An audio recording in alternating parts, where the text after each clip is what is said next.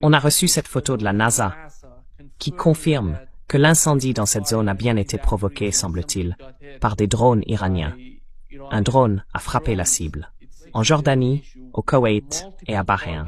Et l'utilisation des HIMARS, c'était 2 ou 3 nuits plus tôt. On avait déjà vu des tirs de HIMARS depuis le Koweït et Bahreïn, visant des objectifs dans l'ouest de l'Iran. Alors, comment voyez-vous le champ de bataille aujourd'hui? Je vois le champ de bataille évoluer dans une logique d'escalade. Je remarque aussi qu'on met beaucoup l'accent sur les HIMARS. Pourquoi? Parce qu'on n'a pas d'armes de frappe à longue portée.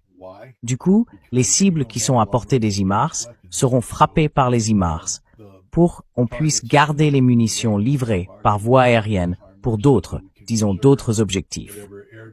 Donc cet accent très fort mis sur les HIMARS, dès le début de la campagne, montre qu'il y a un problème de pénurie d'armes. Et c'est encore une fois l'un des problèmes ici. Alors, qu'est-ce que les États-Unis essaient vraiment d'accomplir avec cette campagne? Ils avaient 39 jours pour briser l'Iran, et ils n'y sont pas parvenus. Rappelez-vous, c'est les États-Unis qui ont cherché le cessez-le-feu. Donald Trump lui-même a reconnu qu'on avait dû signer le protocole d'accord parce qu'on n'avait pas le choix. On est à court de pétrole, et on n'avait pas les moyens militaires de changer le fait que l'Iran contrôlait le détroit d'Ormuz. Vous savez, J.D. Vance a reconnu que le protocole d'accord n'était qu'une mascarade, que le but depuis le début, c'était juste de gagner du temps pour stocker du pétrole. C'était aussi pour gagner du temps afin de déployer des armes venues d'autres régions du monde vers le Moyen-Orient. Mais les États-Unis ont gagné, au maximum, 3 semaines, 21 jours. Alors maintenant, on va essayer d'accomplir en 21 jours ce qu'on n'a pas réussi à faire en 39. Vaincre l'Iran. Et l'Iran, de son côté, a eu le temps d'analyser complètement la précédente campagne aérienne, de comprendre les priorités de ciblage, la précision des frappes. Vous voyez, nous, les citoyens, on est là, on écoute ce qu'on nous dit. Que les États-Unis ont frappé ceci, cela, et encore autre chose. On ne sait pas ce que les États-Unis ont frappé. Vous savez qui le sait exactement? L'Iran. Eux, ils savent tout. Et donc maintenant, encore une fois, ils ne sont pas idiots. Je dirais que 80% des cibles frappées par les États-Unis n'avaient strictement rien à voir avec quoi que ce soit. On a juste fait exploser des bâtiments vides. Je pense simplement que les États-Unis sont retombés dans leurs vieilles habitudes. Et qu'une fois de plus, ce qu'on fait n'a aucun effet sur la capacité de l'Iran à réagir. Est-ce que ça fait souffrir l'Iran? Oui, chaque bombe larguée provoque de la douleur, d'une manière ou d'une autre. Mais est-ce que c'est le genre de douleur qui va pousser l'Iran à céder? Parce que c'est bien ça qu'on veut, en ce moment, que l'Iran cède. On veut que l'Iran reconnaisse, en gros, que les États-Unis ont gagné cette guerre et qu'il va se plier sur tous les points sur lesquels Donald Trump exige qu'il se plie. Ça n'arrivera tout simplement pas. On n'a pas la capacité militaire pour que ça se produise. Donc maintenant, il faut se demander pourquoi Donald Trump a-t-il relancé tout ça? C'est la vraie question.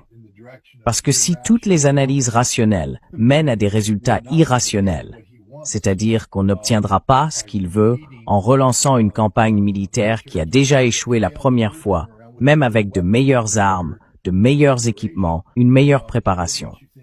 Alors, qu'est-ce qui nous fait croire que cette fois ça marcherait?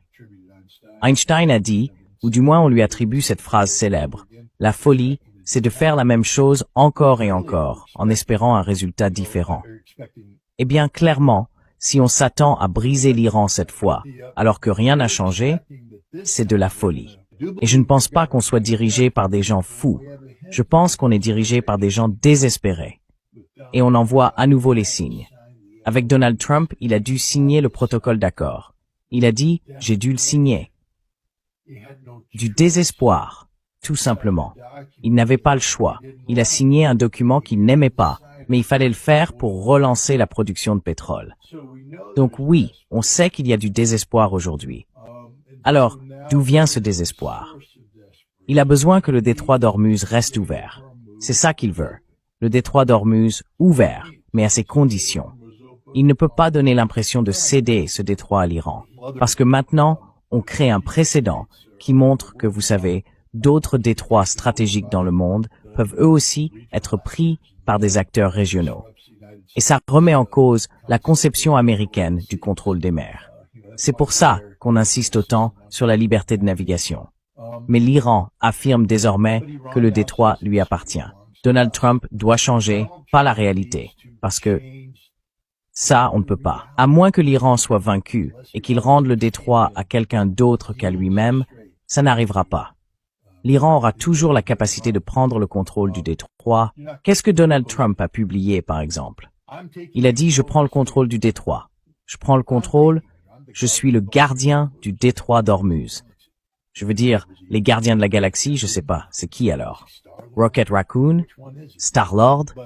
Lequel il est? D'abord, il faut comprendre qu'il vient de légitimer le fait de mettre un prix sur le passage par le détroit, alors qu'il disait auparavant que c'était illégitime. Il vient de le légitimer. Il a dit « Non, c'est comme ça ». Et ça, c'est important, parce qu'il vient de donner raison aux Iraniens.